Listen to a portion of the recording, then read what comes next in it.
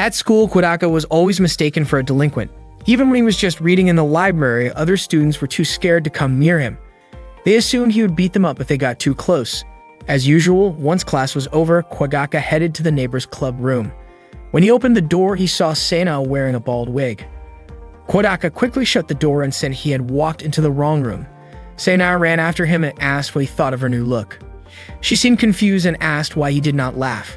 She reminded him that the day before, they had talked about how making people laugh could help them make friends. That was why she wore the bald wig. According to the label at the toy store, the wig was supposed to make people laugh uncontrollably. Suddenly, Yozora walked in wearing a wig and dressed up like Sana. She said Sana had never managed to make anyone laugh. Kodaka was puzzled by Yozora's appearance. Yozora said she was dressed as a ridiculous creature from Earth and asked if it was enough to make him laugh. Kodaka just stayed silent. Then Yozora wrote the word meat on her forehead and mocked Sana's voice, saying she was a rich and beautiful girl. Sana said that was not how she talked, and she did not understand what about her was supposed to be funny. Instead of being amusing, it was actually pretty irritating. Yozora replied that seeing Sana irritated like that made her feel happy. Kodaka asked if Yozora was not embarrassed to look like that. Yozora and Sana both turned to look in the mirror. Kodaka commented that a real comedian would never rely on something that lame. Yozora then challenged him to show what a real comedy act looked like. According to Kodaka, a true comedian came up with original stories, so he started telling one called I Am Scared of Manju Cakes. Unfortunately, once he finished, everyone just called the story boring. Rika joined them in the club room and said that funny people could easily become popular. As usual, Yukimura served tea, hoping to hear a funny story from Kodaka. But Sana and Yozora both advised her not to expect too much. Kodaka insisted his story was still better than Sana and Yozora's wig stunt. Yozora mentioned hearing about a hairstyle that was trending lately, the teased look where hair is combed upwards and then decorated. Sana got interested right away. Rika added that according to the internet, that style gave off a European noble vibe or something along those lines. Sana thought it would probably suit her well. Rika even said that there were people so grand they shaped their hair into bird nests so birds could live in them, or even molded their hair into love letters. Sana was surprised and asked if that kind of thing only happened in the samurai era. Rika explained that it was just a way of expressing oneself, similar in concept to how samurai helmets were made. Yukimura asked if that meant T's hair was like a samurai helmet, something that showed identity if their head got cut off, so they would be respected, honored, and remembered like true samurai. Kodaka did not think it worked that way. Sana started feeling something was off, and Yozora seemed to agree. She said it would be hard for a group of people to style their hair that way, so it would be pointless for commoners to try it. According to Yozora, regular people would just stick to basic hairstyles used by lower social classes. She said she hoped to see the T's style in person someday. Rika said it was extremely rare to find someone who was born with a natural noble aura and a personality charming enough to pull off the T's look. Kodaka realized that Yozora and Rika were clearly trying to bait Sana, and it worked. Sana took the bait. She insisted that such a person did exist, and that she was the only one who truly pulled off a hairstyle like that. Yozora told her not to force it, especially since T's hair was notoriously hard to work with. Sana said she was not trying to force anything. She believed that no matter how complicated the hairstyle might be, nothing could outshine her divine aura. Kodaka could not understand why that particular fish always bit the bait so easily. Yozora said that if Sana really was forcing things, then she and Rika would immediately start backcombing her hair. Sana got ready to have her hairstyle changed by Yozora and Rika. Before they started, she asked them not to do anything weird. Yozora began brushing Sana's hair. Sana admitted that it felt kind of nice having another girl brush her hair. Rika commented that Sana's hair was smooth and soft and even the ends were not split.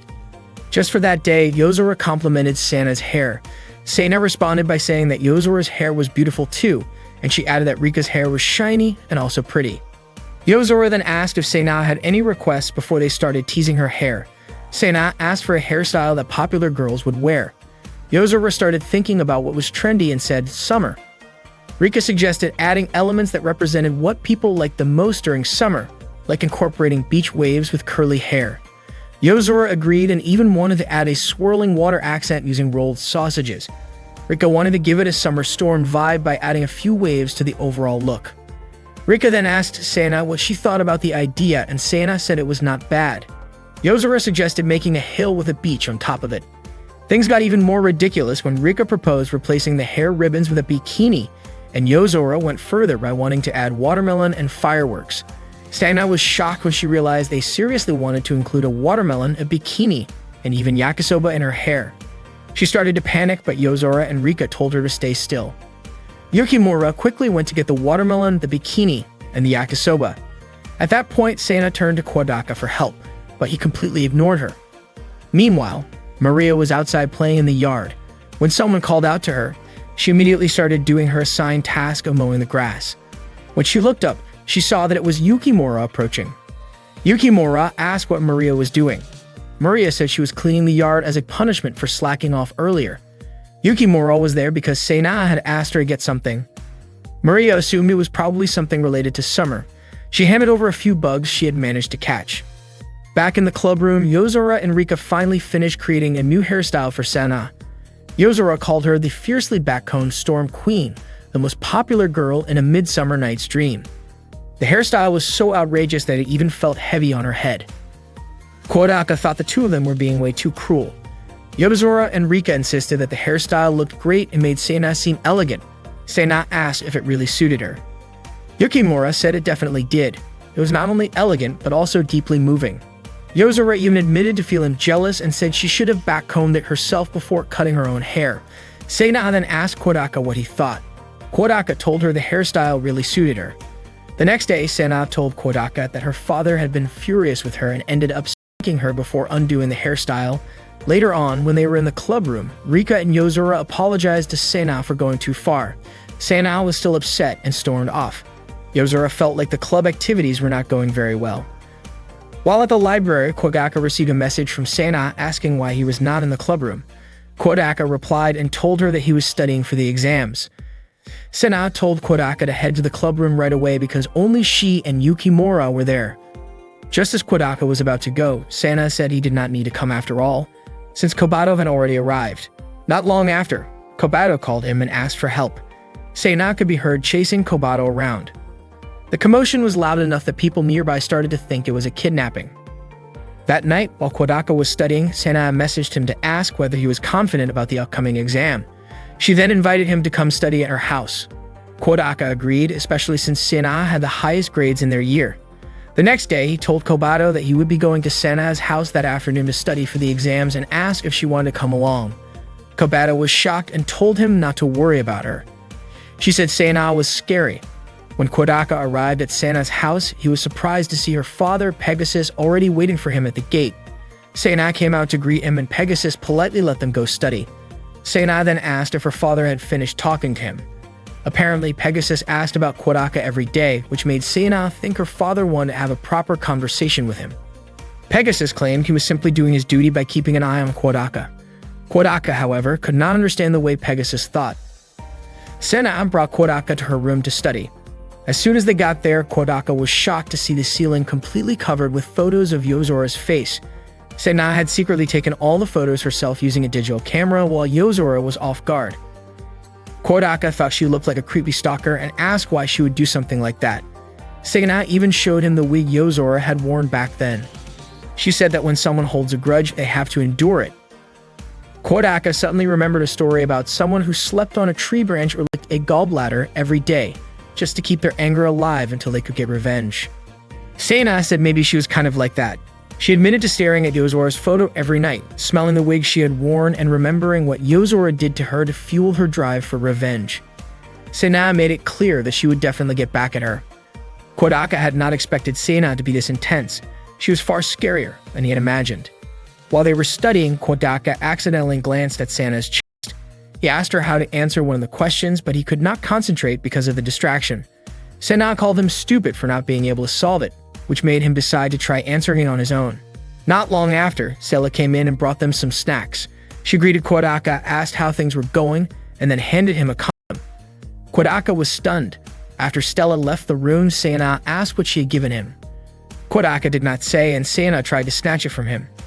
In the process, he accidentally caught a glimpse of her cleavage, which Sana immediately noticed and was not happy about. Sana admitted that she felt too lazy to continue studying and ended up asking Kodaka to hang out instead. She invited him to play Iron Necromancer, a game she had just bought. She knew that Kobato really liked the anime version, and although she had already purchased the full set of Blu-ray discs, she had not watched them yet. She planned to watch it together with Kobato. Kodaka felt relieved that Kobato had not come along to Sana's house. Sana managed to win the game easily. In fact, that was her 10th consecutive win. Kodaka was surprised considering she did not know how to play at all when they first started. Sana said she was good at everything. Time passed quickly, and before they realized it, the day was already turning into evening, yet they had not studied at all. Just as Kodaka was about to head home, Sela appeared and said that dinner was ready. Sana then invited him to join them for dinner. After dinner, Kodaka got up to say goodbye, but Pegasus asked him to spend the night. Kodaka could not bring himself to refuse. He quickly sent a message to Kobato, telling her to either heat up one of the frozen meals in the fridge or make instant noodles for dinner. At that moment, Kobato was happily singing to herself. After eating, Kodaka decided to take a bath. Not long after, Pegasus showed up, saying that he wanted to scrub Kodaka's back. Kodaka politely declined, saying there was no need, but Pegasus insisted that he should not be shy. Pegasus shared that back when Hayato was still around, he used to take the initiative to lather up the soap and sit behind him.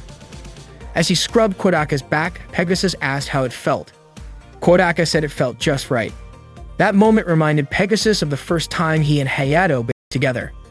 Pegasus then brought up the fact that Sana had come home from school the day before with fried squid and yakisoba in her hair. He asked if Sana was often picked on at school.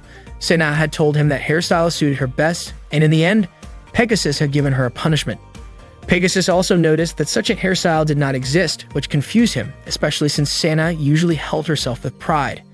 He started to worry, but Sana told him she had done it by her own choice. Kodaka asked whether Pegasus had seen the state of Sana's room recently. It turned out that Sana had not allowed Pegasus near her room since she started high school, and he thought that was normal.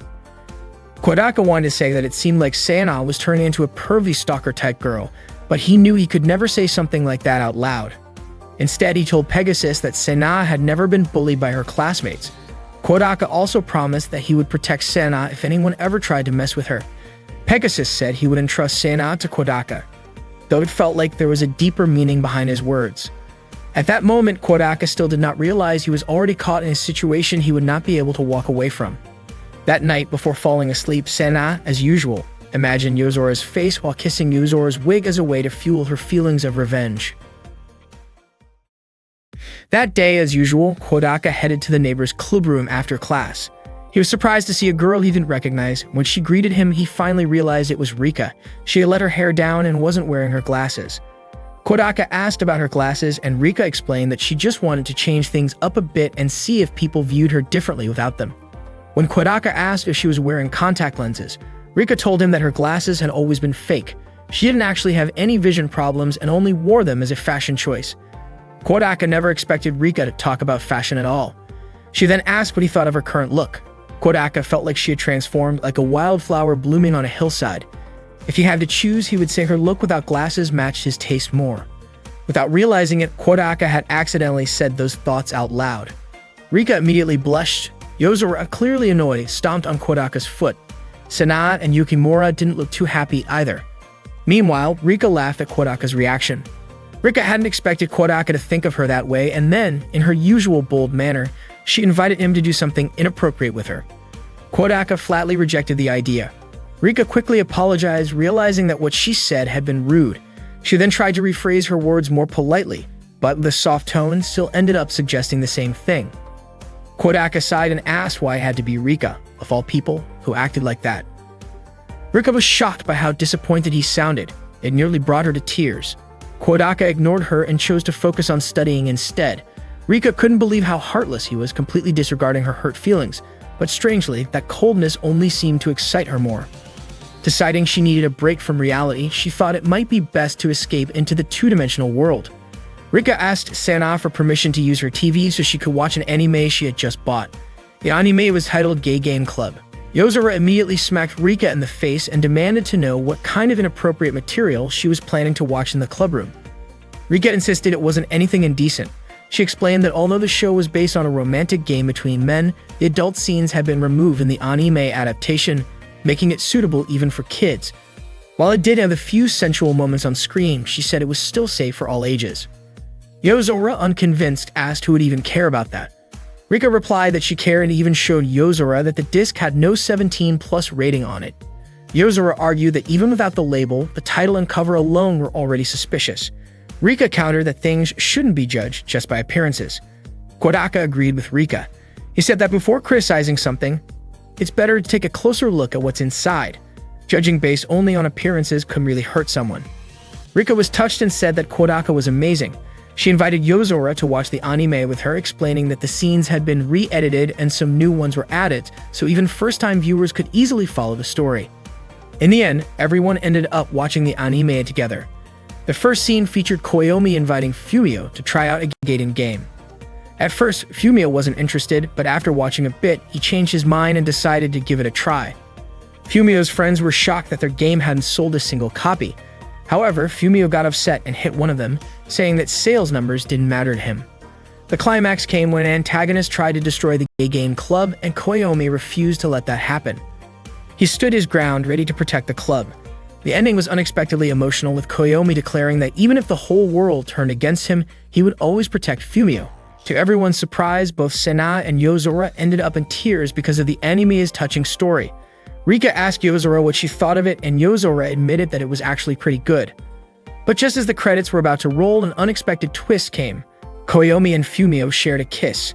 That scene left everyone stunned. Without realizing it, 2 hours had already passed. Yukimura commented that the show was surprisingly good. Yozora then asked Rika why Koyomi and Fumio kissed at the end. Rika explained that once the two characters had truly understood each other's feelings, it was only natural for them to share a kiss. Yozora was puzzled, especially since Koyomi and Fumio were just friends. According to Rika, it was simply because Koyomi and Fumio were human. Yozora questioned whether it was normal to do such things with a friend, but Rika didn't think it was strange at all. She said that when emotions come into play, it's only natural for the body to follow, even if it's between friends or even between two guys. So if they genuinely liked each other, it would make sense for them to just kiss and even do intimate things, because, as Rika put it, that's just nature taking its course. Kodaka responded that it wasn't okay to casually bring up guys doing things together as if it were totally normal. That made Yozora realize for the first time that even friends could kiss. She immediately turned to look at Kodaka. Yozora admitted that she had misunderstood the anime. Rika asked if that meant Yozora's interest in homo content had finally been awakened. Yozora quickly denied it, saying she only thought the club's homo-themed game anime wasn't bad. Rika was excited to hear that someone actually enjoyed it. Yozora even told Rika not to hesitate to show her other similar anime if she had any. Rika was thrilled to have finally found someone who shared her taste, but she reminded herself not to mess things up in a moment like that. Stena, however, thought the anime wasn't suitable for all ages. She was confused by the fact that Yozora had once called her gal games perverted and disgusting, yet seemed to accept the homo-themed anime from Rika without hesitation.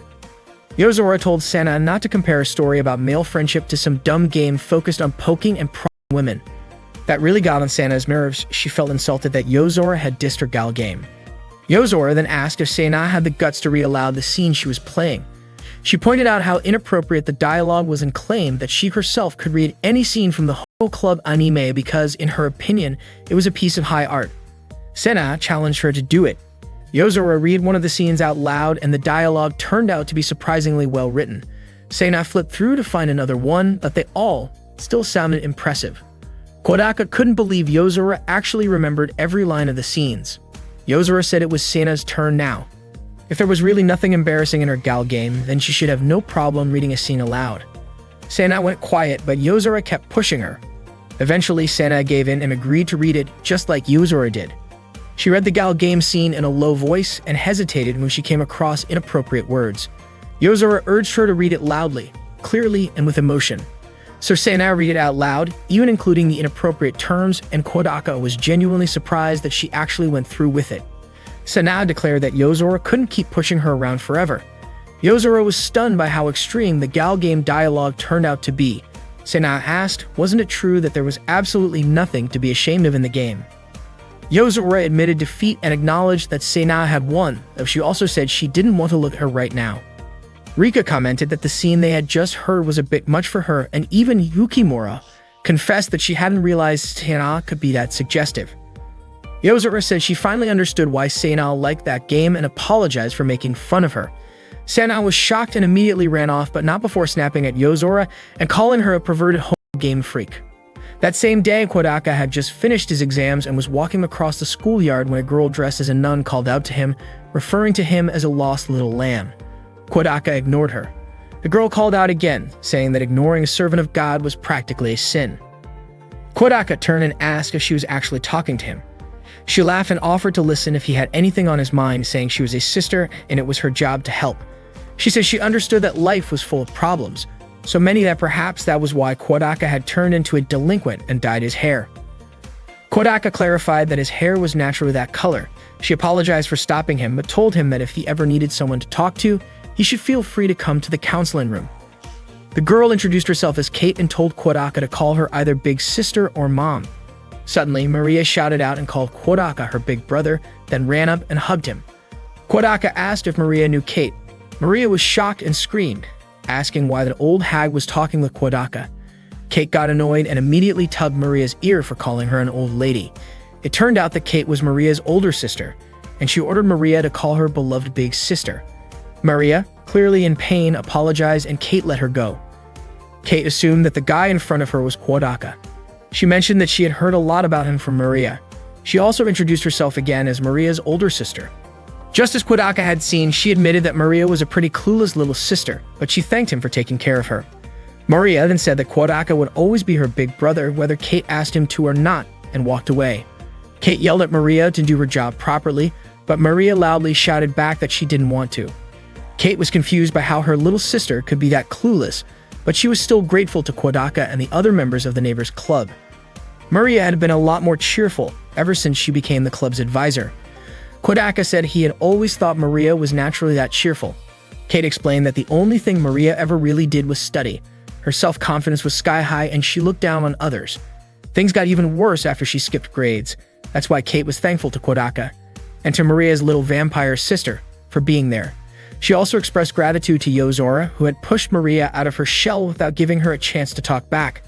According to Kate, Yozora was the only person Maria couldn't manipulate. Kodaka understood. He hadn't expected anyone to be that thankful to Yozora. Kate added that it might have been a bit too much to force a little girl to run completely naked through the school. Kodaka apologized and promised it wouldn't happen again. Kate asked them to continue supporting each other, then called Kodaka Big Brother. Kodaka agreed, but also asked why she called him that. Kate explained that since Kodaka was Maria's big brother, he was basically her big brother too. She was only 15 after all. She then said goodbye. Unfortunately, as she walked away, she accidentally let out a fart and Kodaka saw it happen. Not long after that, Yozora called out to Kodaka. She said she thought he'd already gone to the club room. Kodaka admitted that he had just run into a weird person. Yozora mentioned that exams were over and that she heard some classmates comparing answers afterward. Kodaka said that in some places, that was still a thing people did. Yozora called it a waste of time, but added that if they ever made some real friends, they might end up doing it too. With that in mind, Yozora suggested they try comparing their answers now, just in case. Kodaka said he understood. Yozora then asked about question 4, part 3 from the math test. Math had been on the first day of exams and Kodaka couldn't even remember the question, let alone the answer. Unfortunately, that was the only question Yozora had doubts about. Kodaka asked her what the question was about. Yozora said it was a logic problem worth 15 points. Kodaka wasn't entirely sure and his answer was a bit long. From his point of view, it was kind of hard to determine whether their answers were right or wrong just by talking it through. Yozora thought it would be better if she had just admitted that the question was tough, or that she wasn't confident in her answer to begin with. When she asked whether the question had been difficult, Kodaka agreed that it had. Yozora then said she wanted to compare other questions, but Kodaka suggested they should stick to multiple choice questions, fill in the blank types, or ones they had just worked on that day. Yozora picked question 11, part 2, from Japanese history. Kodaka took another look at it. It was the one asking for the name of the Hauju family retainer who assassinated Judge Yasunori Adachi. Kodaka had answered with Yoritsuma Taira, and he felt pretty confident was correct. Yozora also knew that was the right answer, but pointed out that there was a chance she might have written Amy instead of Suna by mistake, and she hoped she had spelled it correctly. That made her unsure of what she had written earlier, and hearing that made Kodaka start to second-guess himself too. He realized that comparing answers could actually be pretty terrifying because it might shake your confidence in answers you had been sure of before. Yozora then brought up question 18, part 2. Kodaka said he had just guessed on that one. Suddenly, Sana chimed in, saying the answer was the year 1324. She walked over and asked if Yozora and Kodaka were comparing their answers. She said they should include hers in the mix, claiming they were lucky to have the chance to compare their answers with hers, because hers were perfect. Yozora told her to leave, saying she wasn't needed there. Sena was confused and asked why she was being shut out like that, then invited Yozora to compare answers with her directly. Yozora brought up math question 5, part 3. Sena confidently said the answer was 45. Kodaka was surprised that both of them could remember the answers just from the question numbers. Yozora walked away and Sena ran after her, asking her to throw more questions at her, even the hard ones. But Yozora just said that comparing answers with Sena wasn't fun at all.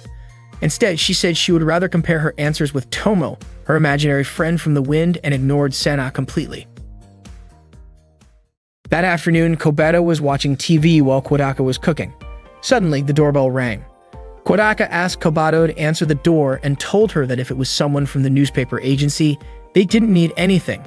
Right after that, he heard Kobato shout that they didn't need any. Kodaka figured it must be the newspaper agent, but when he went to check, he saw that Kobato was actually trying to stop Maria from coming into the house. Maria got excited and immediately jumped toward Kodaka. Kodaka was surprised to hear that she ran away. Maria explained that Kate kept forcing her to work, and she figured that since Kodaka was her big brother, he wouldn't make her do chores. Hearing that, Kate got annoyed and told Maria that she might as well just become Kodaka's child. Not long after, the phone rang. It was Kate calling. She told Kodaka that she didn't mind Maria staying at his place and asked him to take care of her for a few days. Kodaka was fine with it, especially since it was still school break, so he agreed to let Maria stay over. That night, Kodaka invited Maria and Kobato to have dinner together. Maria was amazed by how much food was on the table and even thought it looked like a Christmas celebration. Kobato called Maria a clueless church servant from another era and said that was exactly why she was sick of dealing with someone as lowly as Maria. When Kobato was about to grab some food, Maria slapped her hand away and told her to pray first. Kobato replied that she was a servant of the night and never worshipped anything. Kodaka reminded Kobato that if that's her belief, fine, but she should at least say let's eat before starting. Kobato gave in and said it, and Kodaka praised her for that. She then immediately started devouring the fried chicken. Maria quickly said her prayers so she could start eating too. Kobato pointed out that Maria hadn't finished praying yet, but Maria claimed she was just trying to rescue the chicken from an evil vampire like Kobato. The two of them started arguing and Kodaka couldn't believe they were fighting during dinner. Suddenly the phone rang again. Kodaka picked it up and it was Kate. She asked him what color his underwear was, which made Kodaka tell her to skip the small talk. Kate then asked if he had eaten. Kodaka said they were in the middle of dinner, and Kate asked him to remind Maria to finish her vegetables. When Kodaka returned to the table, his fried chicken was gone. He asked who ate it, and Maria and Kobato blamed each other. While washing the dishes, Kodaka asked Maria how she knew his address. Maria said Kate had brought her there. Kodaka pointed out that this wasn't exactly running away from home. Then the phone rang again. Kate was checking in to see if Maria had finished her vegetables. Kodaka told her that Maria had eaten all of them, which made Kate feel relieved, and she hung up right after that. Later that night, Kobato wanted to play video games with Kodaka, but Maria suddenly pointed out that the game Kobato was playing was actually an eroge. Kodaka quickly clarified that it was just a normal game and told Maria to give it a try. Maria and Kobato started playing together, but Kobato easily defeated Maria in no time. She said it was impossible for a low-level human like Maria to beat her. Maria kept trying but still couldn't win against Kobato. Kodaka reminded them that it was time for a bath. Maria immediately took off her clothes and tossed them at Kodaka before rushing to the bathroom. Just then, the phone rang again. It was Kate. Kodaka told her that Maria was currently in the bath. Kate asked him to remind Maria to scrub herself properly. Kodaka was confused about why Kate was so worried, but she didn't admit anything and hung up quickly. While Maria was bathing, Kodaka brought her a change of clothes from Kobato and reminded her to scrub thoroughly. While waiting, he played video games with Kobato. After finishing her bath, Maria came to Kodaka and said that the pajamas felt a bit tight, especially around the chest, and that might make it hard for her to sleep. Kobato got irritated and scolded Maria. Maria finally put on Kodaka's t-shirt, which made him incredibly happy. She was overjoyed and said that she and Kodaka had become one. Kobato challenged Maria to play a game again, and surprisingly, they played until late at night. Maria even fell asleep while playing. Kobato commented that Maria wasn't worthy of being her opponent and turned off the TV. At that moment, Maria's body was sprawled on the couch and Kobato glanced at her slightly exposed chest. Suddenly, Kodaka remarked that getting enough sleep was good for growth. Hearing that, Kobato quickly ran off to her room saying she needed to go to bed. Kodaka gently moved Maria to the bed and tucked her in with a blanket. Then Kate called again, asking whether Maria had fallen asleep. Kodaka jokingly asked if she was a cis, but Kate denied it and abruptly hung up. Not long after, she called back to ask if Maria had brushed her teeth. Feeling irritated, Kodaka turned off his phone and unplugged the line, thinking it would be too much trouble if Maria kept staying at his place. Even so, he still woke Maria up so she could brush her teeth. The next morning, Kate came to pick Maria up from Kodaka's house. She told Maria to apologize to Kodaka for causing him trouble, but Kodaka thought the one who had been troublesome was actually Kate herself. Kate thanked Kodaka, and Maria asked if she could sleep over again sometime. Kodaka didn't mind, but suddenly Kobato shouted that Maria shouldn't come over anymore. Kodaka was briefly confused and hoped Kobato would come to understand eventually. After that, Kodaka went back inside and scolded Kobato for playing video games so early in the morning. Kobato claimed she needed to train just in case Maria came back again. She declared her plan to make Maria kneel before her strength. That afternoon, Kodaka gathered with the neighbor's club in the clubroom. According to him, there was nothing else to do during the 3-day break. Yozora felt the same way and wondered what normal people did with their free time. Rika said she had read a manga where people celebrated after exams with a party called a Thanksgiving celebration. Kodaka admitted he had heard of that before too. Yozora then suggested that they throw their own celebration party. Suddenly, Sana said she wasn't tired at all because she didn't study during the exams. Hearing that, Yozora told her she wasn't allowed to join the party. Sana immediately acted weak, saying the exams had worn her out. In response, Yozora told her to go rest in the student infirmary. Rika chimed in saying she didn't have to take the exams from the start. Maria added that since she was a teacher, she didn't need to take exams either, but she still wanted to join the celebration. Yozora allowed her to take part. Sana then asked if she could join too, but Yozora said the event was limited to just 6 people. Sana got annoyed and questioned why Yozora always treated her like that.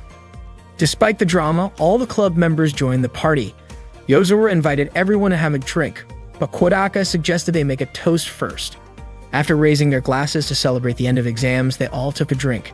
Yukimura commented that she wasn't very good with carbonated drinks. Kodaka wondered why she chose one then, and it turned out Yukimura had simply followed his lead, picking the same drink as him. She thought a man shouldn't be defeated by just one drink, so she took a big gulp, but ended up collapsing right after. She apologized for embarrassing Kodaka. Kodaka told her to just drink some orange juice instead, and he would finish the soda for her. Rika pointed out that this counted as an indirect kiss. That comment triggered a memory in Kodaka's mind of young Yozora coughing after trying soda. He then asked Yozora if she still couldn't drink soda. Yozora replied that it wasn't that she couldn't, she just didn't like it. Rika and Sana looked surprised when they heard Kodaka use the word still, and they both began to get suspicious. Kodaka forgot that he had to keep his past and Yozora a secret. After they finished all the snacks, Yozora asked what they should do next, whether they should play a game. Rika mentioned that she had heard of a group game called the King's Game, where the king is chosen randomly, and whoever is the king gets to order anyone to do whatever he wants. Sana got really excited and even planned to order Yozora to lick her feet. She was enthusiastic about getting everyone to play the King's Game. Yozora agreed and even planned to give Sana a tough time during the game. Kodaka set one condition: the king's orders had to be chosen randomly, so he asked everyone to write down king's orders and put them into a box. He had to do this because otherwise everyone would just make up orders as they pleased. On the first turn, Sana got to be king. She even said that she was obviously the one who deserved to be king. Yozora immediately handed her the box full of orders. Sana said that Yozora would be punished by the king for being disrespectful and read an order saying that person number 4 had to change into a swimsuit. Kodaka was shocked and asked who had written that order. Sana admitted she wrote it herself. Kodaka then asked what would happen if the order was directed at Sana herself, but she said she wouldn't be affected. Sana asked who had number 4, the poor fool who would have to spend the whole game wearing a swimsuit. Unexpectedly, number 4 turned out to be Kobato. Sana was surprised and said the order was inappropriate and that she would erase it. However, Yozora insisted that the king's orders were absolute and told Kobato to take out her anger on Sana. Sana pointed out that there were no swimsuits in the room, but Rika offered a very sexy cosplay outfit as a replacement. Kobato had no choice but to wear it, and at that moment, she truly hated Senna. On the next turn, Yozora became king. When she drew a king's order, she was shocked and wondered who the fool was who wrote it. The order was for number 5, who was Maria. Yozora read the order aloud. It was something quite inappropriate.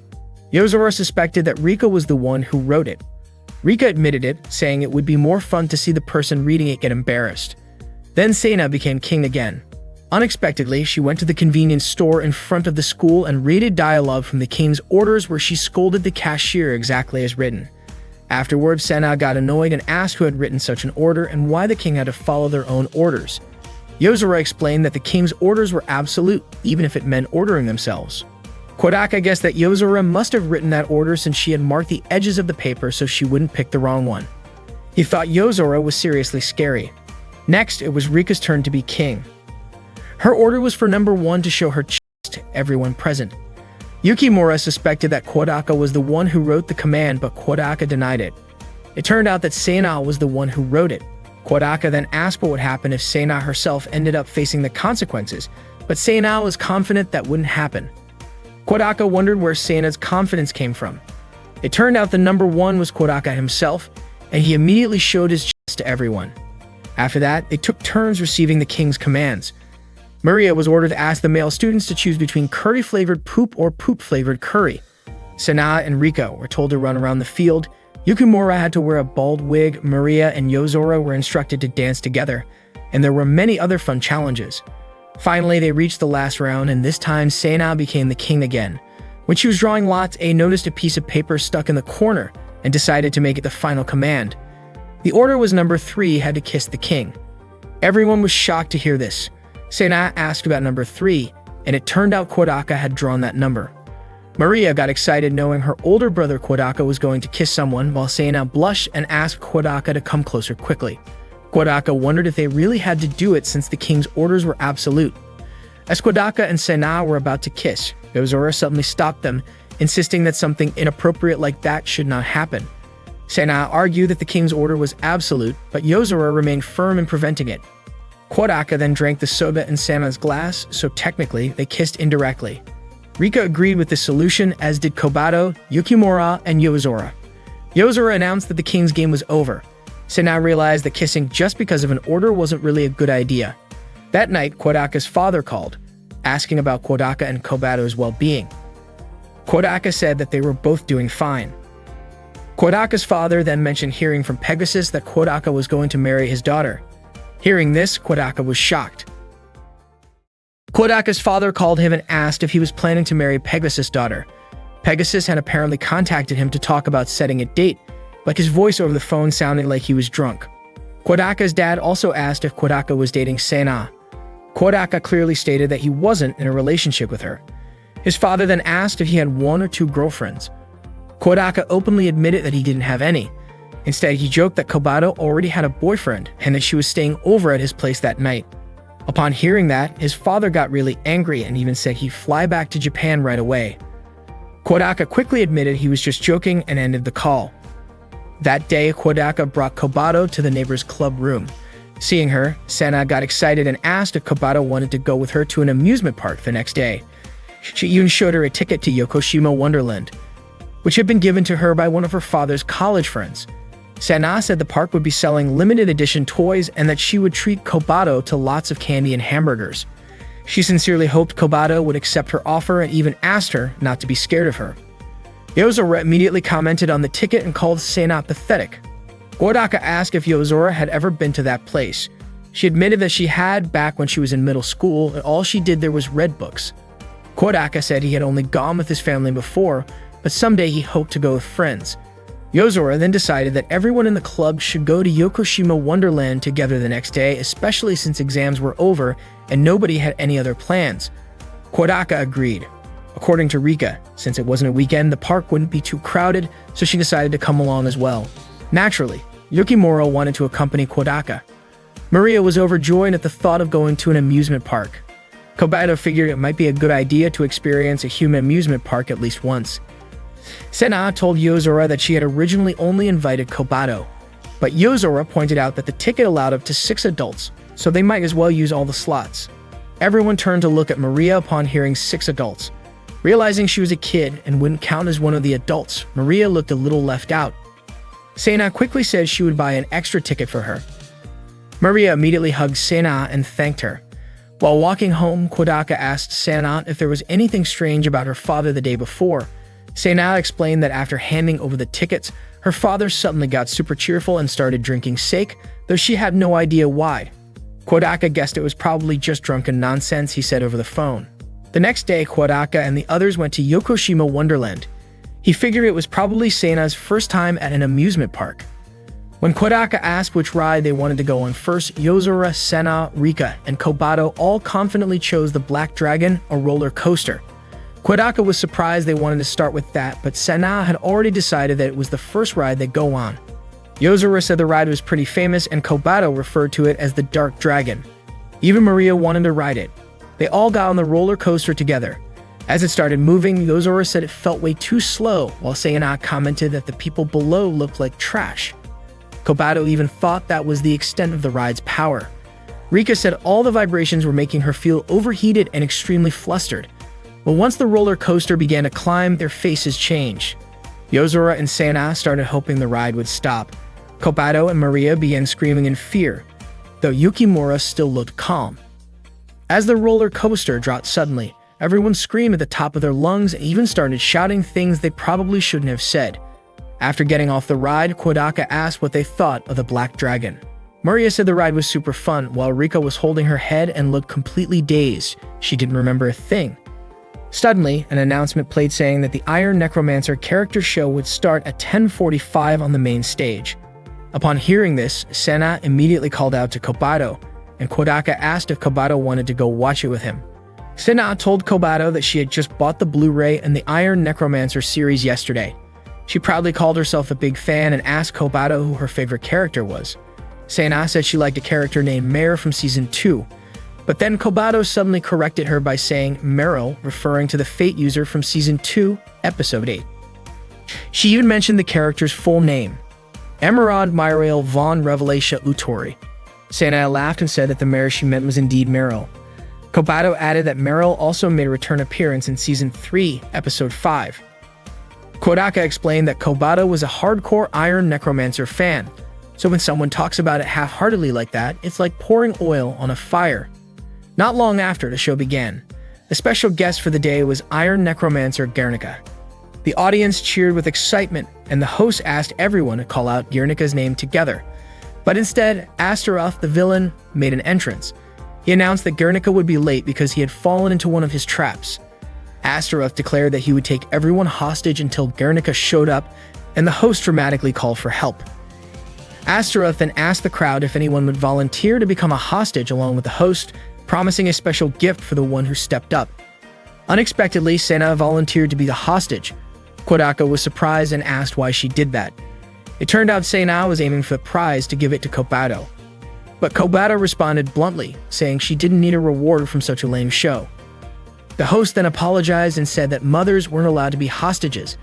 Astaroth suggested Kobato take her place instead. Sena looked completely confused by the conversation. Kodaka explained that both the host and Astaroth had assumed Sena was Kobato's mom. Sena was shocked and asked why they would think that. She even joked that if she was the mom, then that would make Kodaka the dad. Kodaka was quick to reject that idea.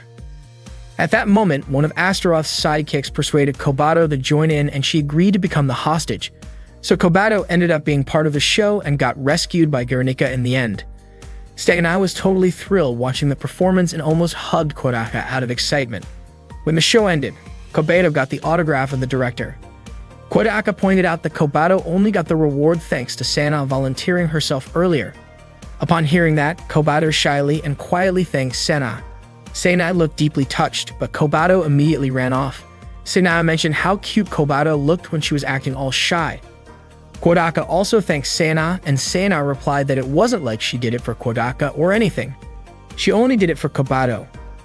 Sena complained that it was annoying how the host and Astaroth called her a mom, especially since she wasn't even married. She called them idiots. The word married suddenly made Sena think that before marriage, people needed to date first. Kodaka noticed and asked what she was thinking about, but Sena didn't answer him. Kodaka reunited with his friends at the cafe and asked what everyone had been up to earlier. Yozora said she had just been reading a book. Rika proudly shared that she had ridden the carousel 10 times, and Maria excitedly said she had eaten fruit crepes and a bunch of other snacks. Kodaka apologized to Yukimura for having to cover all the food Maria had ordered, but Yukimura told him it was totally fine. After all, it was only natural for her to take care of Kodaka's little sister. Maria was instantly drawn to the curry in front of her. As she was about to say something gross about it, Yozora quickly pinched her cheek to stop her from finishing her sentence. Maria changed course and said the curry actually looked tasty. They all started eating together. While they were enjoying the meal, Kodaka asked what they wanted to do afterward. Maria immediately requested that they go on the Black Dragon ride again. That caught both Yozora and Kodaka off guard. Kodaka suggested they drop the idea of riding the Black Dragon again, but Seina said she was still up for another round. However, she added that it wouldn't matter if the others were too scared to go. Yozora told Seina to quit pretending to be tough, pointing out that she was scared too when they rode earlier. Not wanting to let that slide, Seina fired back, saying that Yozora's legs were shaking during the ride. Yozora denied it, but Seina kept teasing her by mimicking the scream that Yozora let out, which was apparently still ringing in her ears. Yozora clearly couldn't let that go and claimed Seina screamed too, and even wet herself. Caught off guard, Seina accidentally admitted it before quickly shouting in denial, insisting she wasn't scared of roller coasters at all. Yozora then challenged her to ride it again. Seina agreed, but only if Yozora went with her so she could take her picture with her digital camera. As it turned out, Seina had been hiding her camera the whole time. After that, Seina and Yozora lined up again to ride the Black Dragon.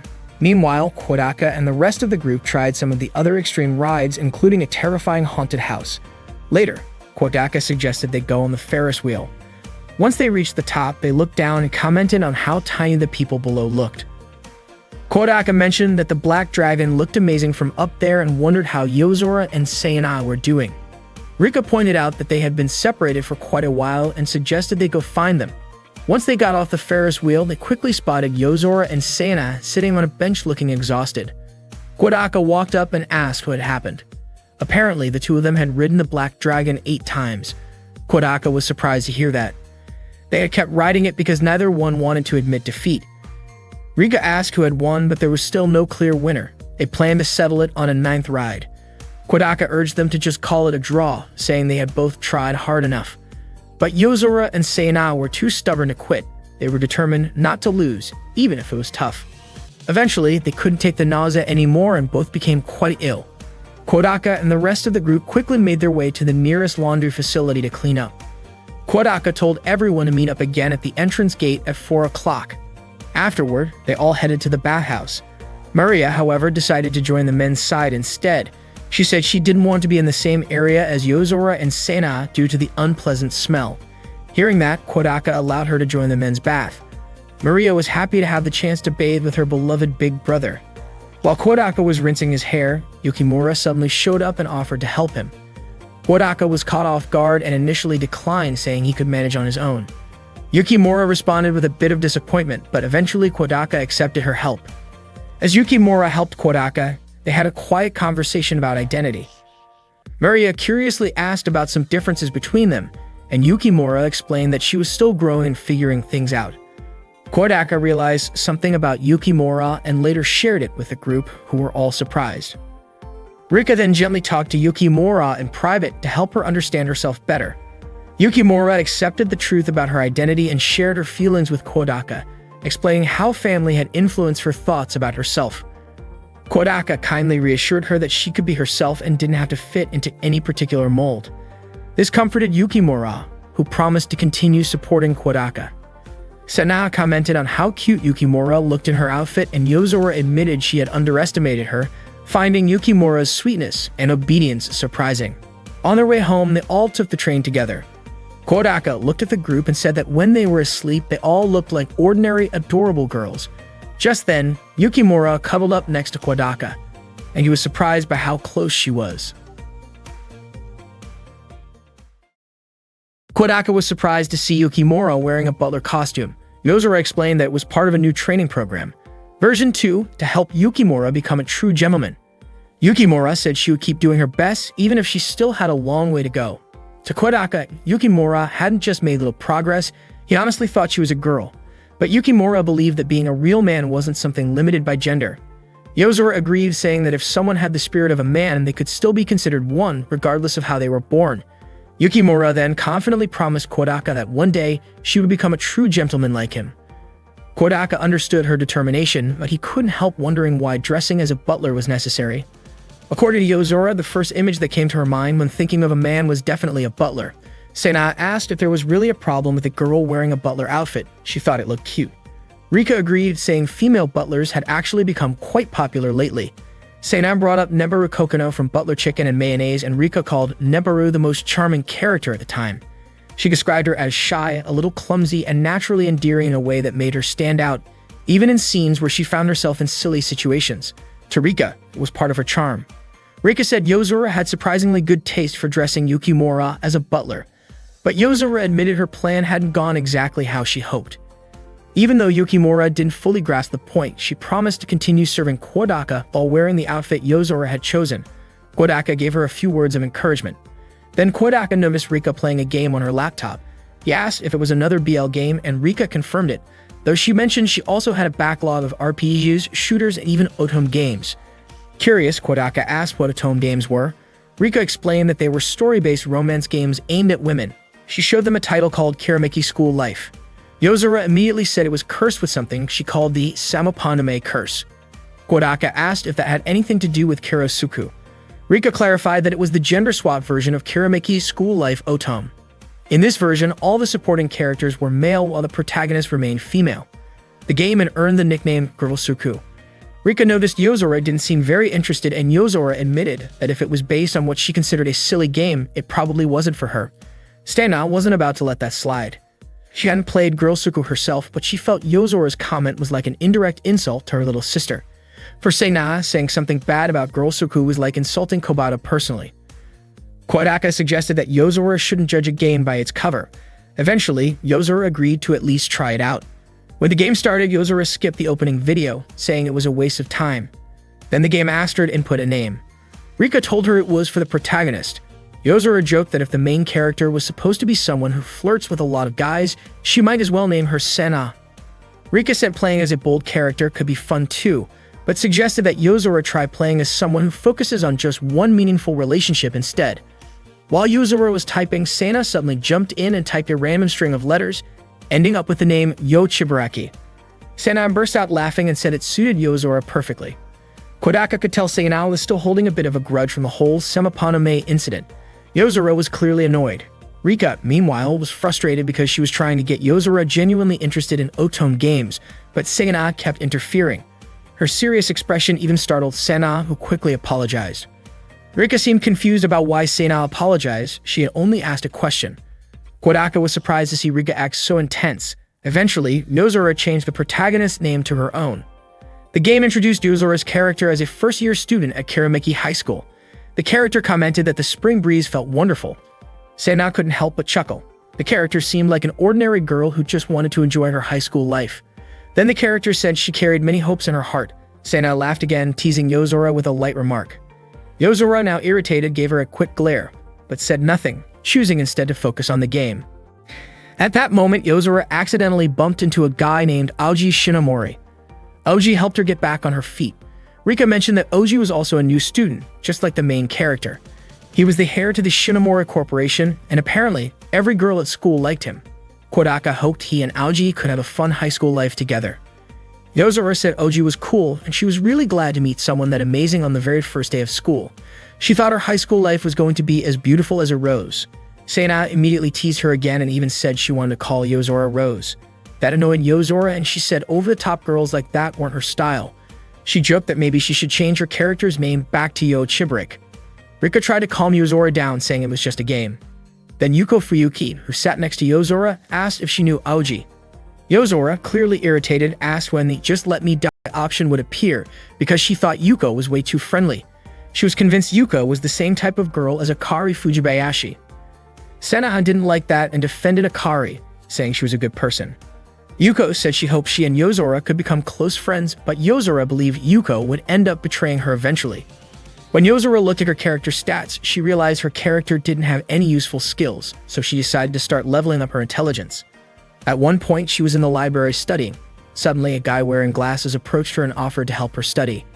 Rika was immediately into the guy with glasses. Sena, however, said he looked like the girl's version of Yukiko, and that his appearance was just average. Kodaka said the guy's name was Tuma Suzutsuki, and he was the smartest student in school. Kodaka wondered why Yozora didn't pick him to help her study. Toma asked if Yozora often came to the library to study. He said he wanted to get to know her better. Yozora, on the other hand, was convinced that behind Tuda's serious appearance, he was just another pervy glasses guy. So she decided to send him away, not wanting to be bothered. Tuma, however, said he admired her strong will to handle everything on her own, but he also reminded her that it was okay to ask for help sometimes. He offered to be there for her if she ever needed assistance. Then the game prompted her to go on a date with Tuma. Yozora thought that was too much trouble and figured it'd be better to just avoid the library and do other things. So she started doing sports, painting, shopping for clothes, and even washing dishes. Eventually, her character's stats got better. Yozora really liked that because it felt more like her. Kodaka was surprised she gave up all those chances to go on dates. Rika said the main character's school life seemed way too sad, and she couldn't take it anymore. Sana agreed, feeling sorry for the main character too. Then Yozora ran into some delinquents. She felt confident she could take them on, especially since her character had 380 power. But she was confused why there was no option to fight them. Kodaka explained that the game wasn't that kind of genre. As the delinquents closed in on her character, a guy suddenly showed up and helped Yozora fight them off. He seemed to know who Yozora was, saying she was pretty well known. His name was Eiji Nagatani. He told her that place wasn't suitable for a well-respected girl like her, and he told her to get out of there quickly. After that, Yozora got a chance to go on a date with Eiji. This time she took it. Rika figured Yozora was into that kind of guy. Yozora denied it, saying it was just a boost for daily stats. Kodaka said he did not like guys like that because their gaze felt intense and creepy, they acted recklessly, and they had no manners. To his surprise, Yozora, Rika, and Sena all said that descriptions sounded just like Kodaka. In the story, Yozora asked Eiji out on a date for the following week at the batting center, and Eiji agreed. During the date, Eiji said Yozora was not bad, even pointing out that her hairstyle looked different that day. Sena commented that for a delinquent, Eiji was surprisingly thoughtful. Rika added that if only Kodaka could be as observant as Eiji and actually notice things like a girl's hairstyle. According to Rika, whenever a girl changed her hairstyle, Kodaka should at least comment on it. Better yet, compliment. Kodaka responded by saying that he had already mentioned before that Yozora looked better with short hair. Yozora was caught off guard and told Kodaka not to bring that up. Rika asked if that meant Kodaka had just complimented Yozora. But instead of answering directly, Kodaka realized that Rika had also been changing her hairstyle quite often lately. Rika was surprised and asked why he never said anything, especially since she had been trying to get his attention. That made her feel sad. Kodaka admitted that he had always been paying attention to her. Otherwise, he would not have known what she was planning. Rika said it was too late for him to say that now. It was pointless. If only he had complimented her from the start, he would have already earned a bunch of love points from her. She added that she probably should not be saying that, but she was just that easy to win over. If this were an eroge, they would have already done a bunch of inappropriate things by now. Kodaka was confused about why he needed to earn love points from her. Suddenly, Rika yelled in frustration. She said she was not feeling well and was heading to the science lab to cool off. Yozora called Rika a pitiful girl. At that point, Yozora seemed unsure about something, maybe because Eiji had started to like her. Kodaka said it was obvious that Eiji had fallen for her. But then Eiji suddenly asked Yozora to stop seeing him. He said that Yozora was a top student and the student council president, and if she kept hanging out with a delinquent like him, it would ruin her reputation. Right then, Yozora slapped Eiji and asked if he thought she was the kind of person who only cared about her reputation. She made it clear that she would decide for herself who she wanted to be with. Then she told him to stay with her from that moment on forever. Sena said Yozora looked so cool at that moment. In the end, Yozora graduated and got into a prestigious university. But she had no friends at all and had spent the last 3 years feeling lonely. Maybe she needed to treat people more kindly. Sena was annoyed that her story ended like that and wondered what happened to Eiji's character. Out of nowhere, Rika came in and said Yozora had missed an important flag. She asked why Yozora had not gotten close with Yuko or any of the other male characters. That was when Yozora finally realized her mistake. Rika told her not to worry about it. Failure was normal in games. All she needed to do was learn from her mistake and come back with a revenge run. But Yozora said she was done. If that was how her life was going to go, then she would just live it her own way. She apologized for calling the game trash earlier, saying that it was actually pretty interesting, especially because it gave her a friend like that delinquent guy who had no real-life friends. The next day, when Kodaka walked into the neighbor's club room, Rika greeted him. Kodaka noticed that her appearance had changed again. Rika said she had switched up her hairstyle and asked if he noticed anything else. Kodaka took a guess, asking if she had shaved her head or changed her hair tie, but both guesses were wrong. He then asked why her hair had been dyed blonde and if she was planning to become a delinquent. Rika said she just wanted to try coloring it. She was not worried about hair damage because she had used a special dye. That dye was her own invention, and it would not damage hair at all.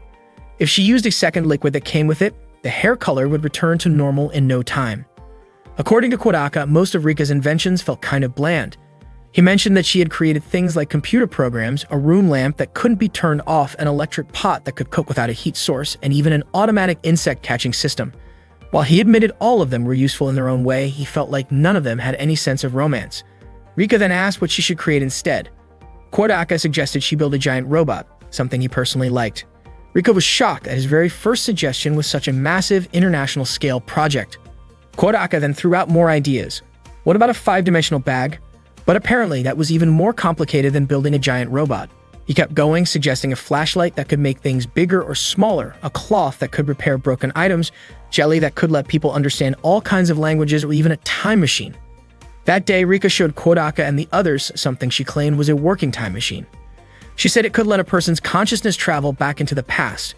Kodaka was skeptical, but Rika insisted he try it out. She strapped the device to Kodaka's head and set it so he would go back 5 minutes. Yozora asked if Rika was sure it was safe. Rika asked everyone to trust her. Once everything was ready, Rika told Kodaka to think about the moment in the past he wanted to visit. Then, when he opened his eyes, he found himself back in a memory, standing in a playground and meeting young Yozora, who he used to call Sora. Kodaka was shocked to see that his body had also turned into a child's. Yozora told him not to forget their promise for tomorrow before she headed home, but Kodaka suddenly called out to her using her real name, Yozora. She looked confused, wondering how he knew her real name. Kodaka explained that starting tomorrow, he would be moving away from the town and wouldn't return for 10 years. So tomorrow would be their last day together. He apologized and told her they'd always be friends no matter what and that he'd never forget her. He apologized again, but suddenly, Yozora tried to hit him and transformed into the demon Astaroth, launching an attack. Kodaka screamed out her name and woke up. Seeing that, Rika immediately removed the device and asked if he was okay. Apparently, more than 5 minutes had already passed, which was why he had come back to the present moment. Rika apologized and admitted that she had lied about it being a real time machine.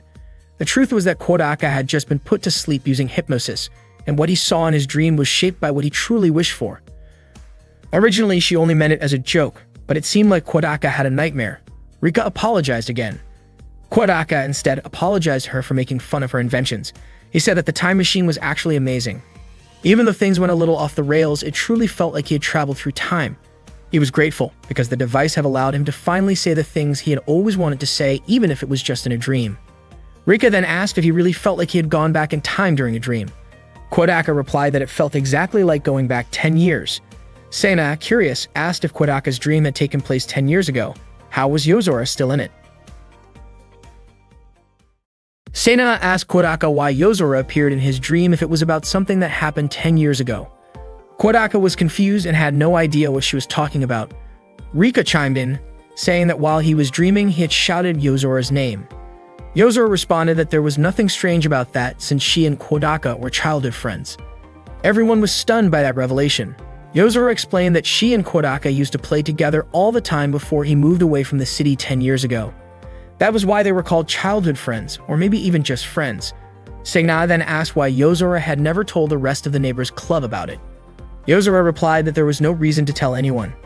Rika had suspected as much and commented that childhood friends were basically like ex-friends. The next day, Kodaka returned to the neighbor's club room. When he opened the door, he felt like everything was back to normal. Kodaka mentioned that the school festival was coming up soon, but Yozora said he had just stepped on a landmine. According to her, there was no such thing as a school festival, and she didn't even know what that phrase meant.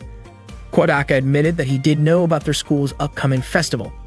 Yozora claimed that school festivals were just events created by popular people for popular people. Kodaka realized that for people like them, the school festival didn't really matter. Suddenly, Sena objected to being lumped in with the rest of them.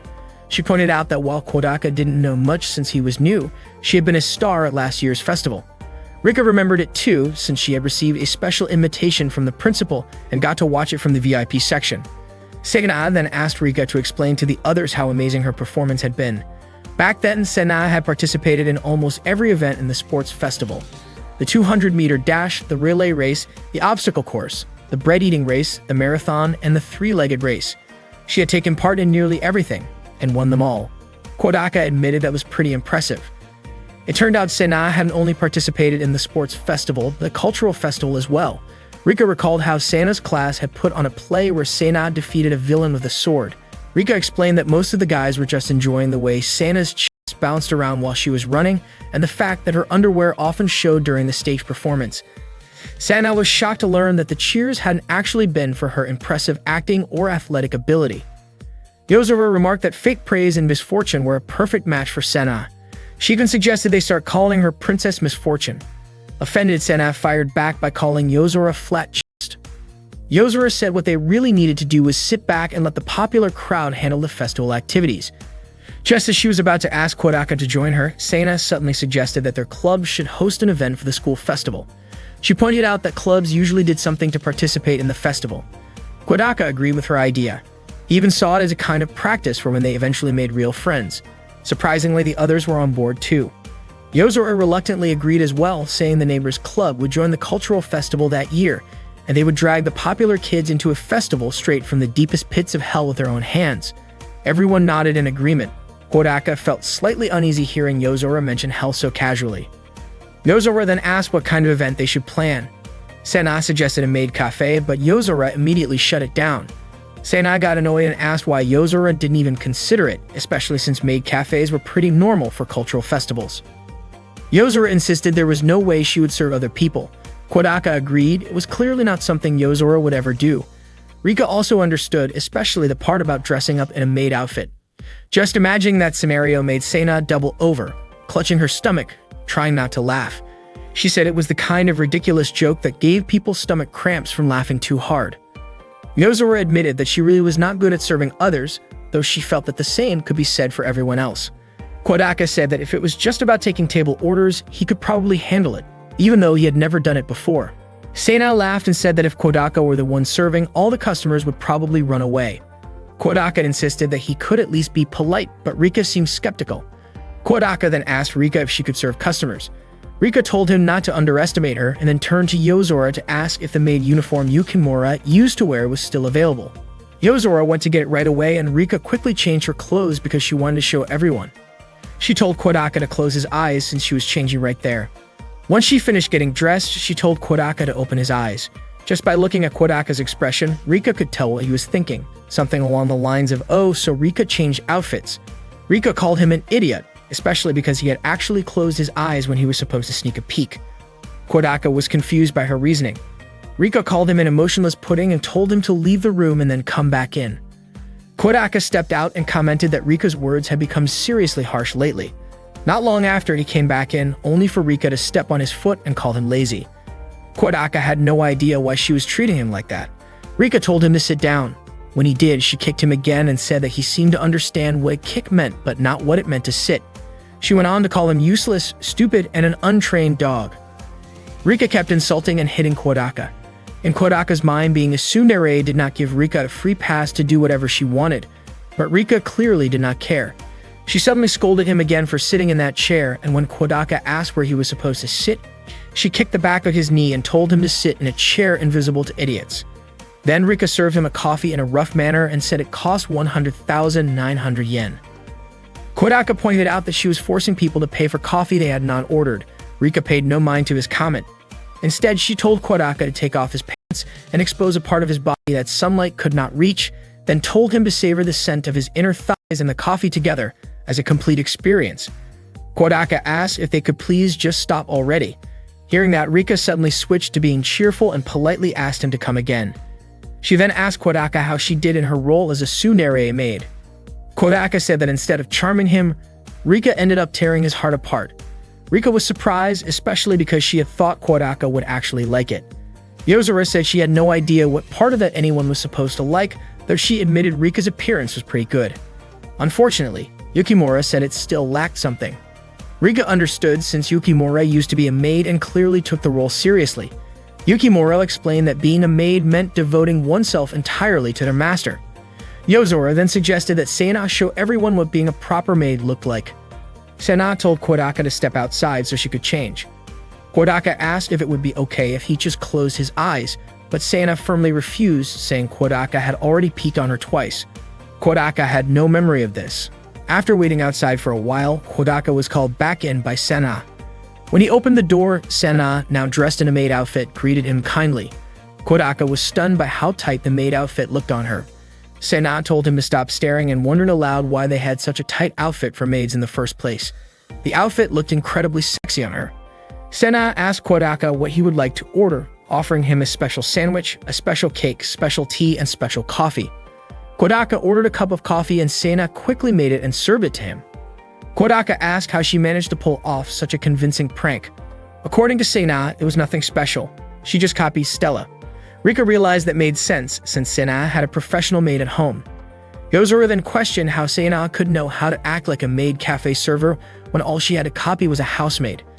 But Kodaka pointed out that even if she was just imitating, she did it really well. Sana got a little flustered and said she had to chant a spell to make the coffee taste better. She ended up saying moe moe in a cutesy tone and acted adorable. Yozora saw this and started calling her out repeatedly until Sana finally confessed that she visited maid cafes every weekend. Embarrassed, she ran out of the room crying. After that, Yozora suggested they cross maid cafe off the idea list. That afternoon, most of the neighbors' club had already gone home and only Yozora remained in the room. Kodaka returned because there was something he wanted to ask her. But when he opened the club room door, he was shocked to find Yozora wearing a maid outfit.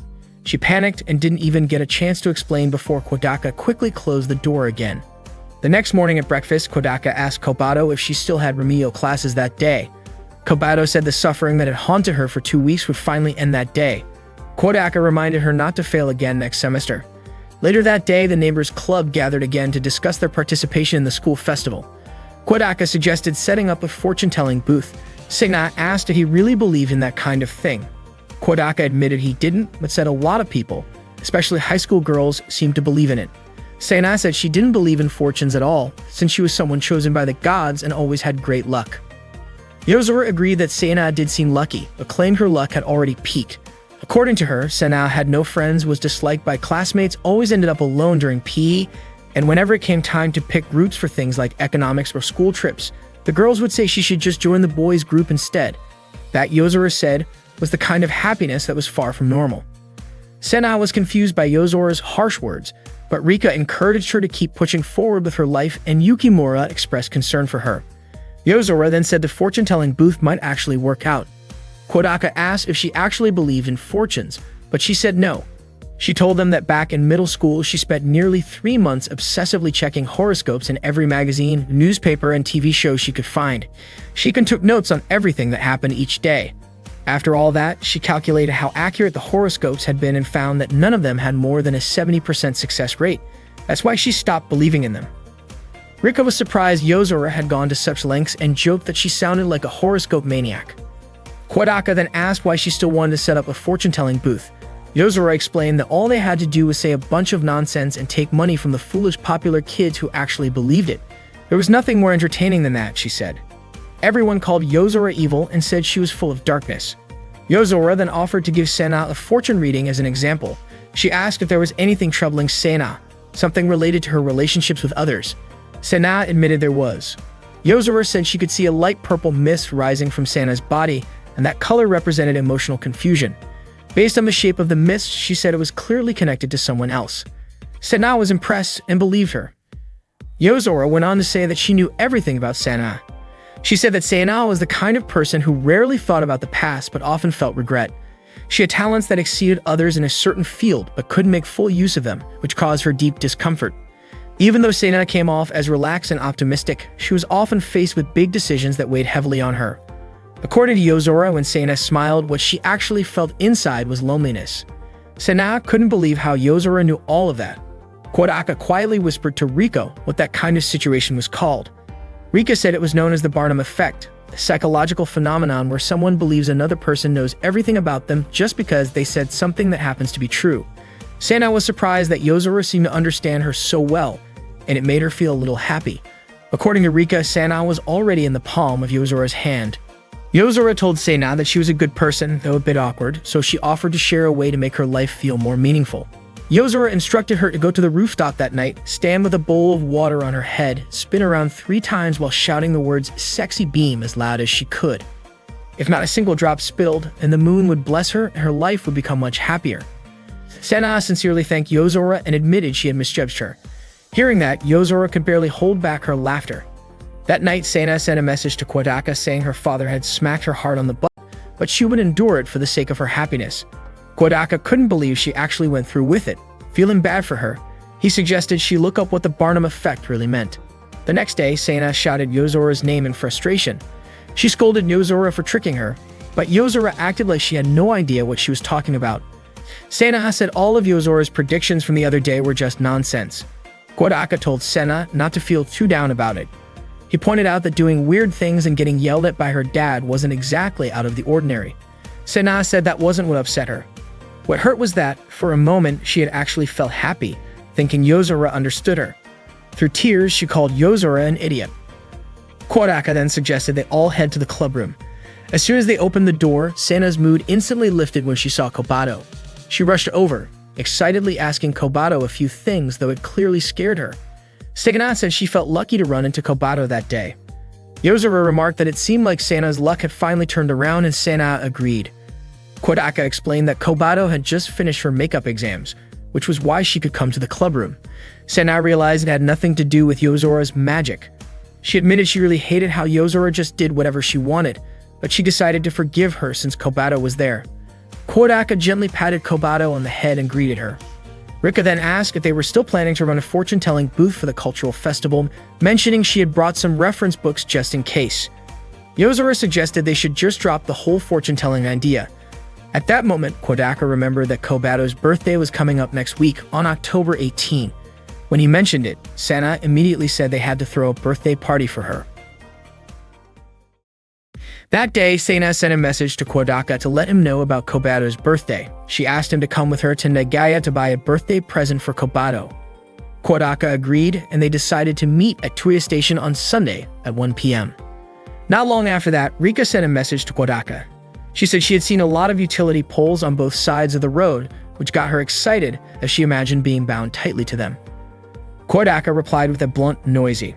Then Rika told him to read the first letter of each sentence in her message. When he did, it turned out the message was actually a hidden invitation for a date the next day. Of course, Kodaka immediately turned her down.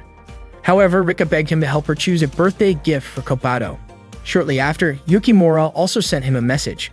It was written rather formally with a long opening, but the main point was that she wanted Kodaka's opinion on what kind of gift would be good for Kobato's birthday. That Yozora sent a message too, asking Kodaka to help her pick out a birthday gift for Kobato the next day. Her message was also quite long and made Kodaka too lazy to read it properly. On Sunday, Kodaka and his friends gathered at Tuya Station. Once everyone was there, Kodaka suggested they go together. Inside the train car, Yozora asked him why everyone had ended up tagging along. Kodaka explained that since they all wanted to get Kobato a present, he thought it would be better if they just chose the gift together. Sena admitted she didn't really mind, but she also didn't exactly like it. She was upset at how casually Kodaka acted, as if it was nothing. Unfortunately, Kodaka didn't understand what Sena meant. Rika noticed how things had turned out and wondered why Kodaka hadn't picked up on it. When Kodaka called her name, she instead commented that she found him pretty interesting. Kodaka then asked why Rika was wearing a lab coat. Rika asked if there was anything wrong with her outfit. Kodaka pointed out that she had been changing her hairstyles lately, but not her clothes, and said it seemed a little weird. He also mentioned that she seemed to be focusing more on what's underneath, which made her look fuller.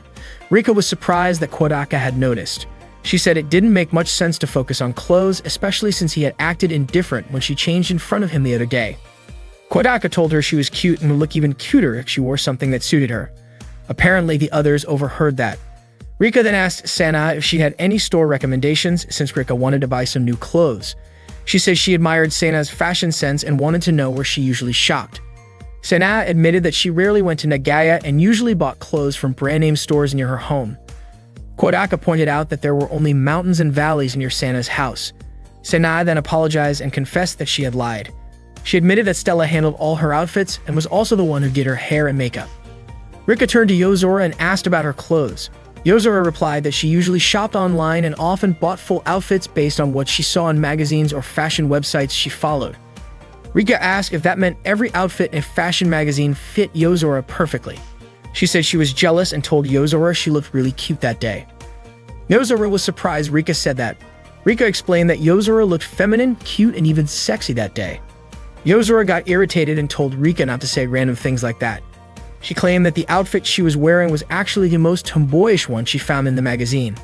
Kodaka chimed in, saying that being tomboyish doesn't mean someone has to look like a boy. Rika added that the point of the style was to highlight a girl's cuteness in a way that stands out more. Kodaka agreed and said that made more sense anyway.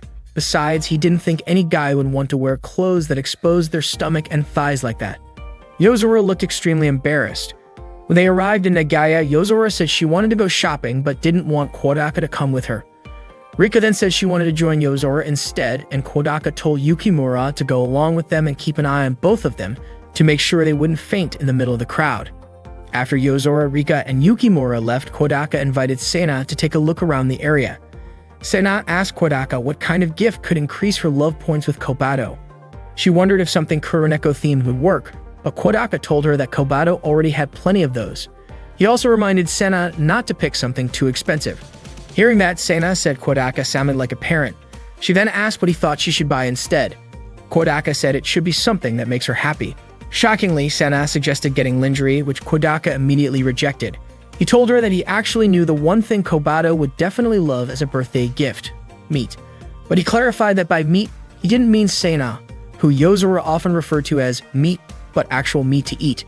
It turned out Kobato loved all kinds of meat, so according to Kodaka, she would be really happy if Sena gave her that.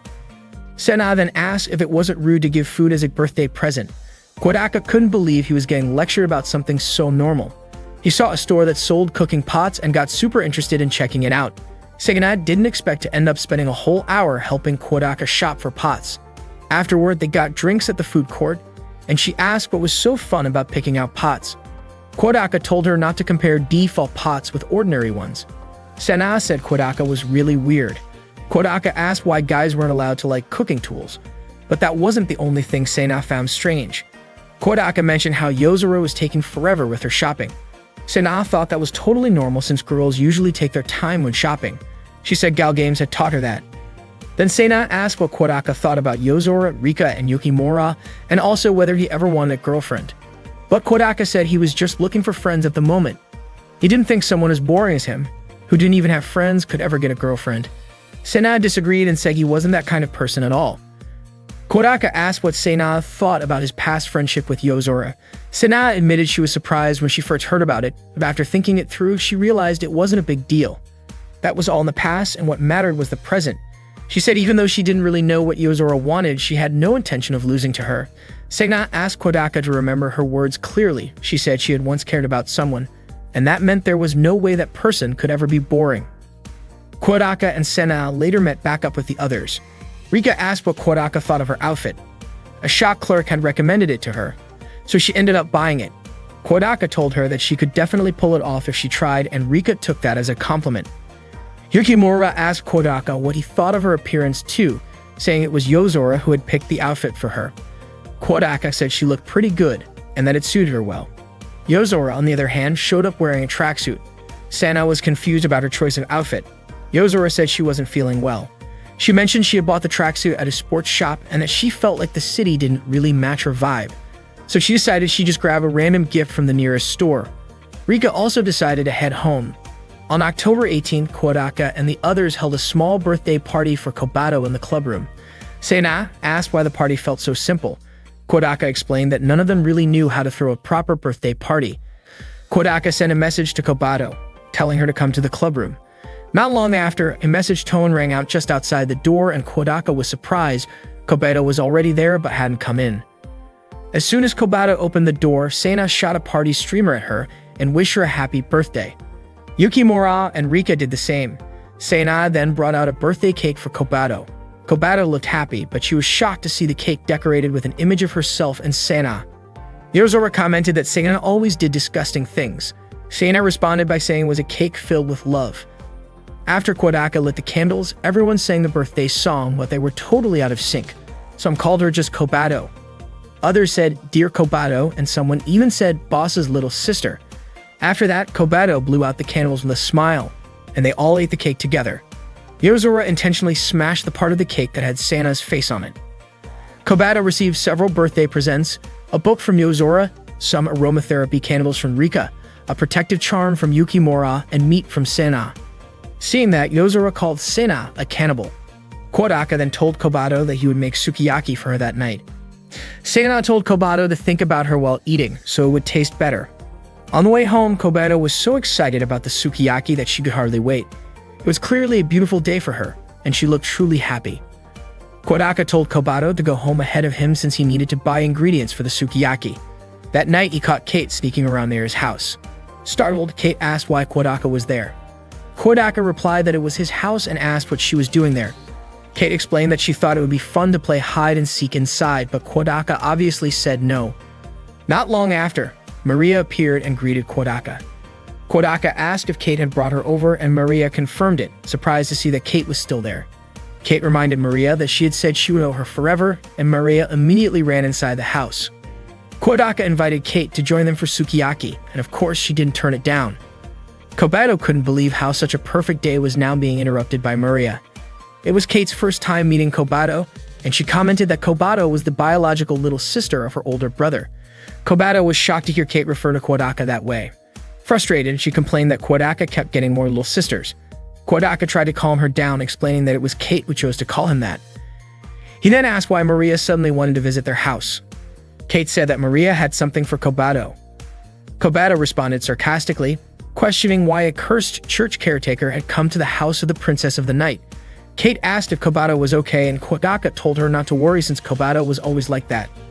Kate then told Maria to give Kobato her present. Maria got annoyed that Kate said it out loud but handed over the gift anyway, telling Kobato to be thankful since she had come all that way just to give her something. According to her, birthdays were an exception, so even vampires got presents. It turned out to be a key-shaped necklace. Maria said Kobato was a wicked creature, and with the help of holy power, she could become a good girl. Kobato replied, asking if Maria seriously thought divine power could restrain her. As usual, the two of them started bickering. Kodaka served the sukiyaki at the table. Maria was overjoyed and said it was delicious, quickly jumping in to help set the plates. Kodaka reminded Kobato to thank Maria. Kobato quietly said thank you and asked Maria to repeat it because she claimed she didn't hear. After the meal, both Kobato and Maria fell asleep on the couch. Kate thanked Kodaka for the trouble, while Kodaka was left wondering how they had gone through 2 kilograms of meat when he only got to eat 2 slices himself. After having a full meal, Kate started to feel sleepy and asked if she could stay over. Kodaka allowed her to, though he found himself wondering whether she was really just 15 years old. Kate explained that she had actually turned 16 last week, and she showed him a gift she had received from Maria, a pendant made from a hardened cricket. Kobato, on the other hand, had received a matching key necklace with Maria. Kodaka commented that it seemed like Kate had been through a lot. Kate replied that it was simply her responsibility as the older sister. Around that time, Maria woke up and Kate let her know that they were staying at Kodaka's place for the night. She then told Maria to go take a bath, but Maria insisted on bathing with Kodaka instead. Kate ended up dragging Maria away, while Kodaka quickly went to prepare some clean clothes for her. Not long after, a commotion broke out between Kobato and Kate in the bathroom. As he knocked on the bathroom door, Maria suddenly ran out and headed toward Kobato's room. At that moment, Kodaka accidentally saw Kate undressed in the bathroom. Kate called him a pervert, and Kodaka immediately placed the clothes down and shut the door right away. He apologized sincerely, and Kate forgave him right away, saying she knew it was an honest mistake and there was no bad intention behind it.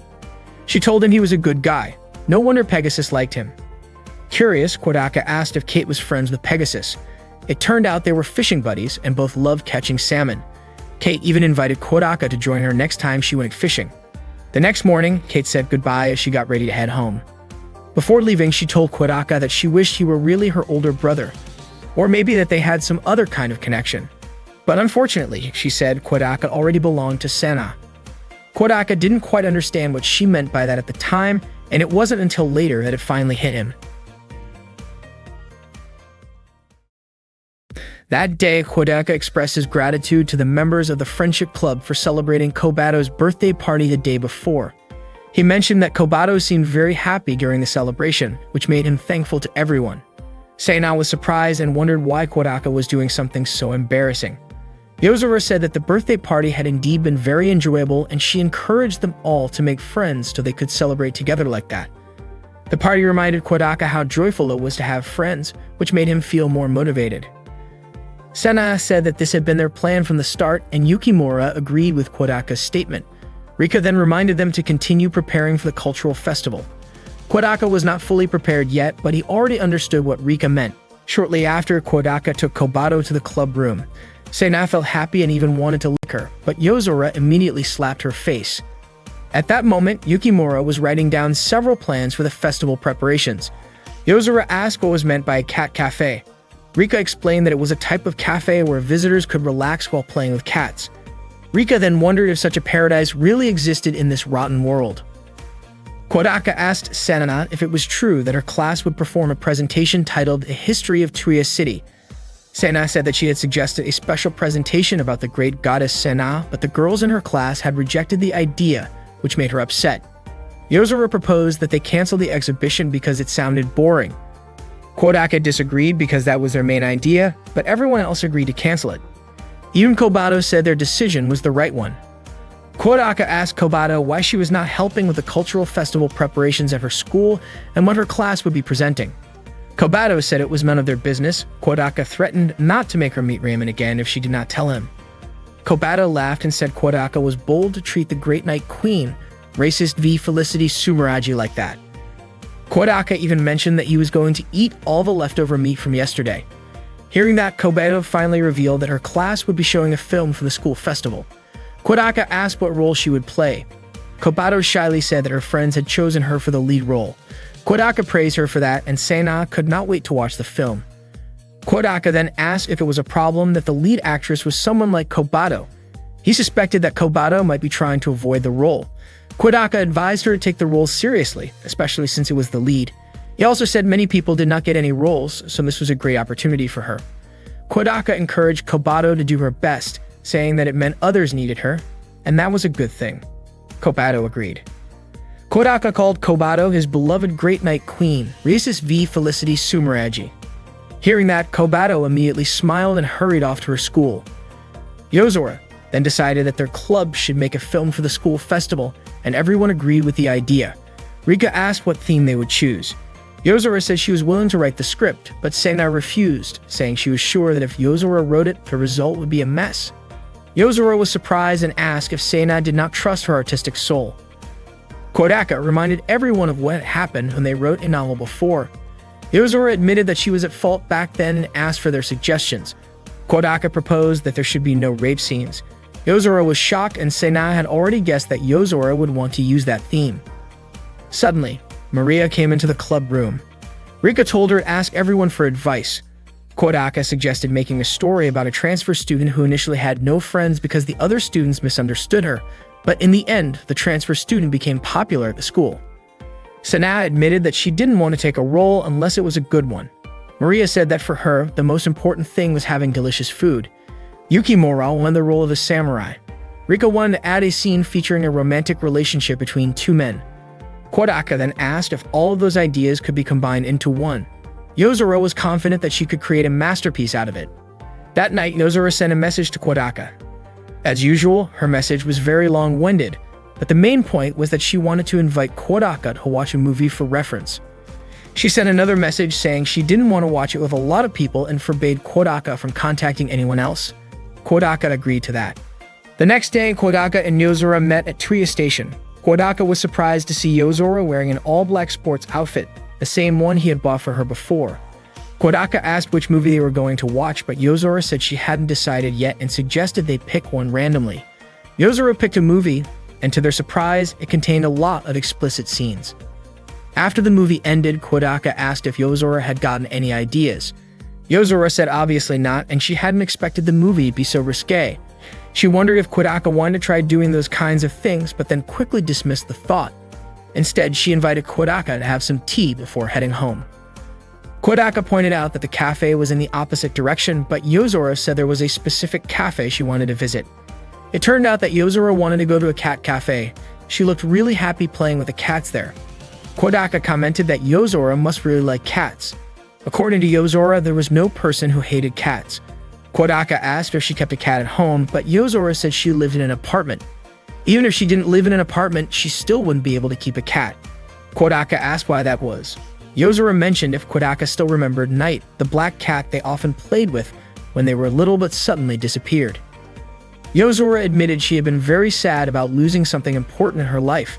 That was why she didn't want to get into relationships if it would only hurt her, but she didn't mind if it was just for fun. After that, Yozora said goodbye and asked Kodaka to wait for her until she finished her script. Before leaving, she said the day felt like it was 10 years ago. Kodaka said it was like reminiscing about the past.